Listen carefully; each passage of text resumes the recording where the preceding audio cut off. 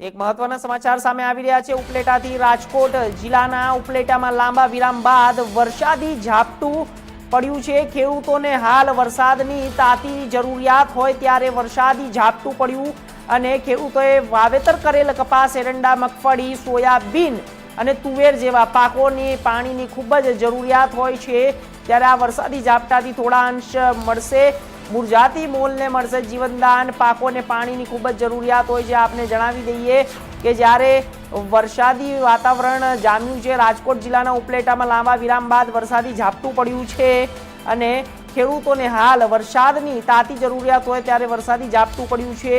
ખેડૂતોએ વાવેતર કરેલો કપાસ અને દરેક વાવેતરને પણ પાણીની જરૂર પડતી હોય છે। એરંડા, મગફળી, સોયાબીન અને તુવેર જેવા પાકોને પાણીની ખૂબ જ જરૂરિયાત હોય છે અને આ વરસાદી પાણીથી તે પાકોનું તે પાક ખીલી ઉઠશે અને રાજકોટ જિલ્લાના ઉપલેટામાં લાંબા વિરામ બાદ વરસાદી ઝાપટા પડ્યા છે। ખેડૂતોને હાલ વરસાદની તાતી જરૂરિયાત હોય ત્યારે વરસાદી ઝાપટું પણ પડ્યું છે અને ખેડૂતોમાં ખુશીની લહેર જોવા મળી છે।